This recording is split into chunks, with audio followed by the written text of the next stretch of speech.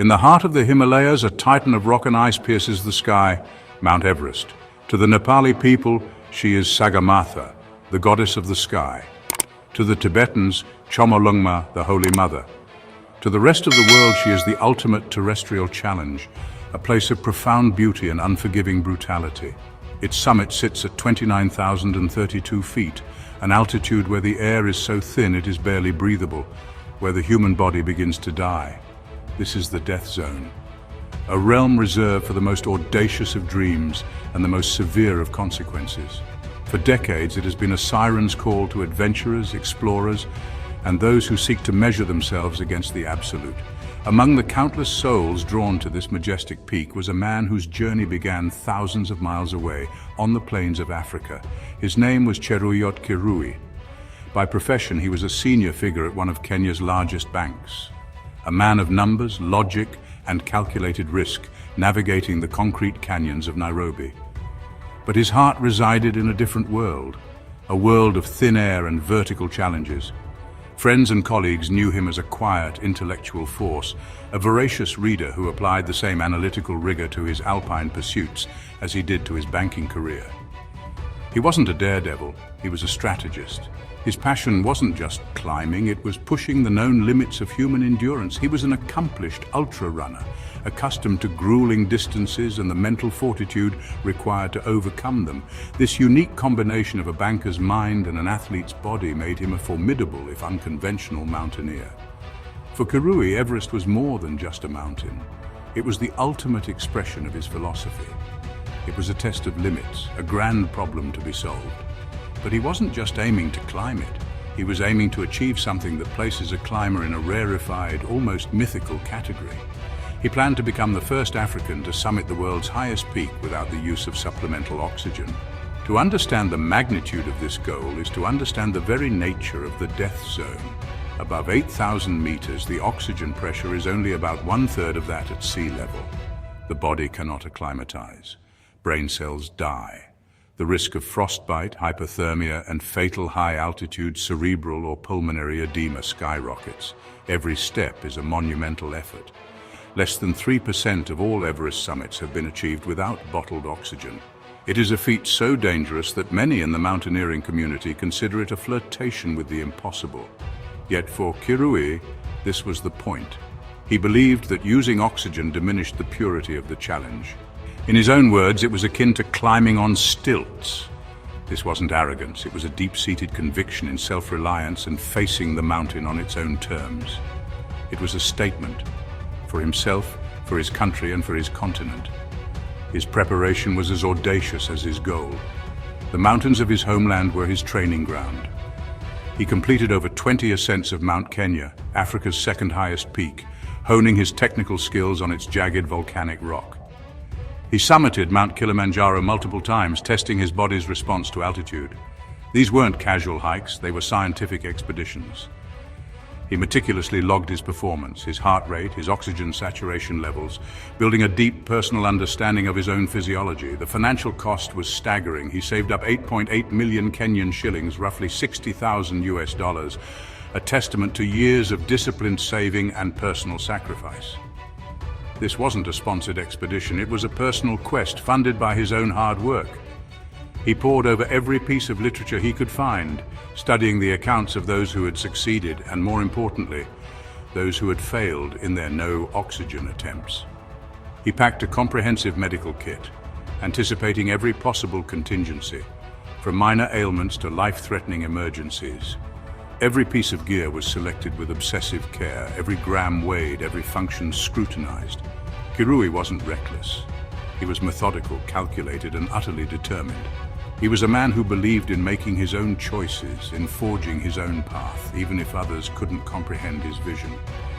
He understood the risks with a clarity that few could match, but he also believed in his preparation and his ability to make the right call when it mattered most.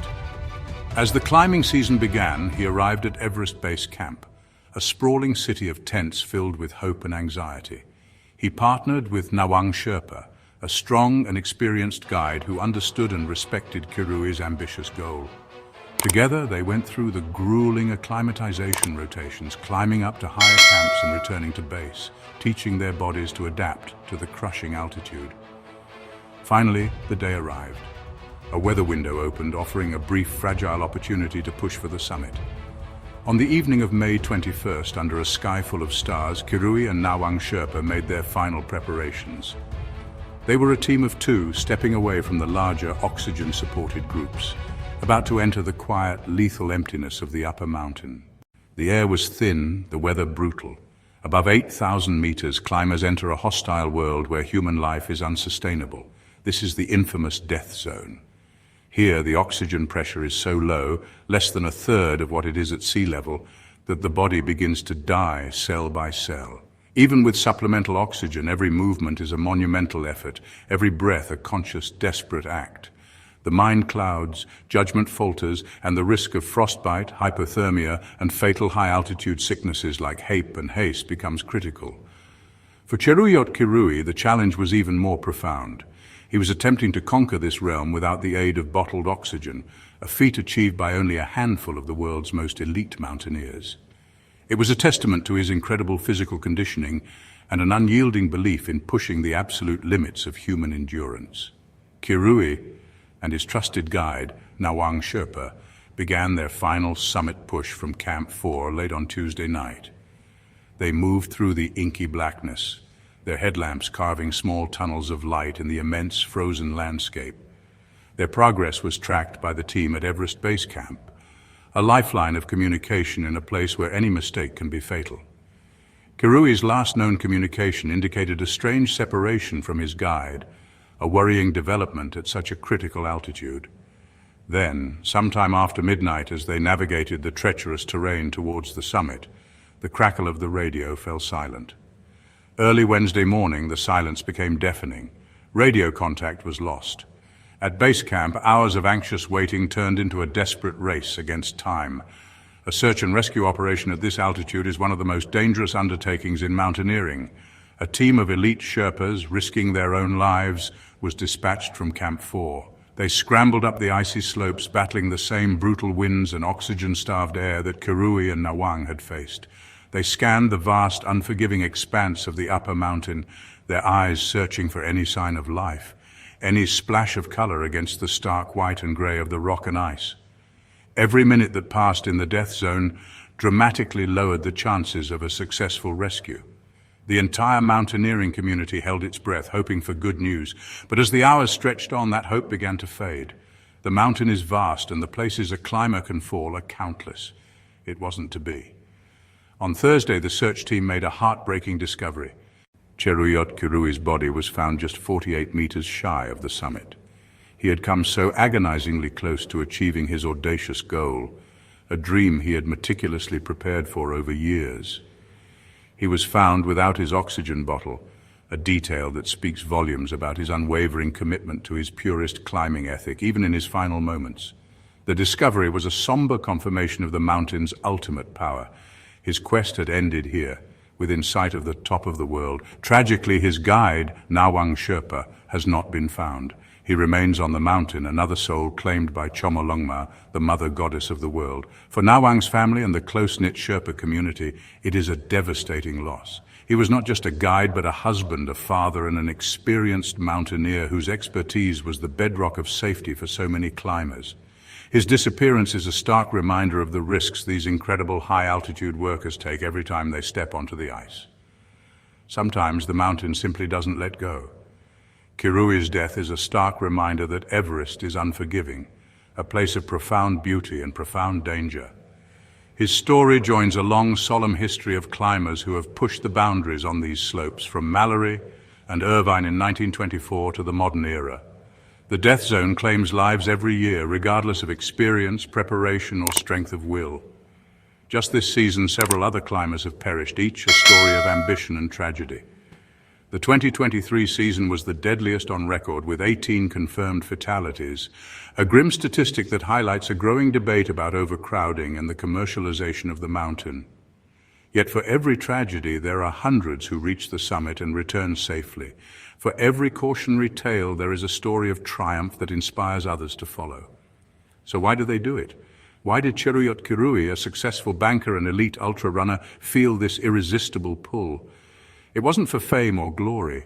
For him, and for many like him, it is a deeply personal quest.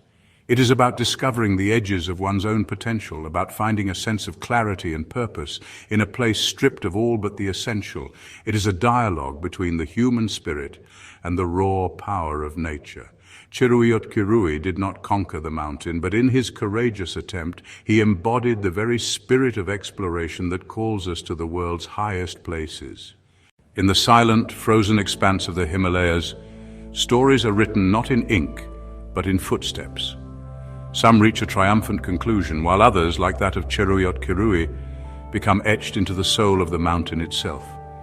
His story isn't just about loss. To frame it as such is to miss the point. It is a profound testament to courage, a story of unyielding ambition, and the relentless pursuit of chasing something far bigger than oneself. The courage to attempt Everest without supplemental oxygen is to enter a different realm of human endeavor.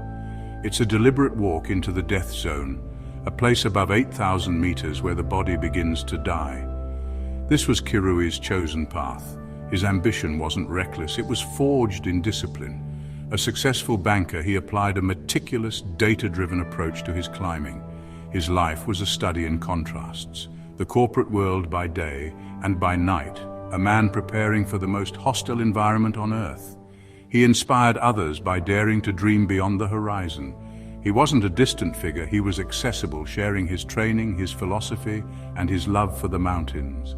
He showed aspiring climbers, particularly from Kenya and across Africa, that the world's highest peaks were not an exclusive domain. He was proof that with passion and relentless preparation, any summit was within reach. His quest became a shared one, followed by thousands who felt they were taking each step with him. This is why his story teaches us that sometimes the journey is just as meaningful as the destination. The legacy lies in the thousands of hours of preparation, the pre-dawn runs, the bonds forged, the quiet moments of doubt overcome. The value wasn't just in standing on top of the world, but in the person he had to become to even make the attempt. So here's to Kirui, a climber, a dreamer who backed his visions with spreadsheets and sweat. He was an intellectual who sought not to conquer the mountain, but to understand it and himself within it. He was a son and a friend whose quiet determination was as much a part of him as his warm smile. And finally, his story is a solemn reminder that the mountains, in all their breathtaking beauty, demand our utmost respect. They are the arbiters of ambition, the silent witnesses to our triumphs and tragedies. The heartbreaking decision to leave him on the mountain is the ultimate acknowledgement of this truth. In the death zone, the mountain has the final say. Kirui is now part of Everest's eternal story, a silent guardian on its slopes, a powerful, enduring caution to dream big, prepare diligently, and always respect the power of the peak.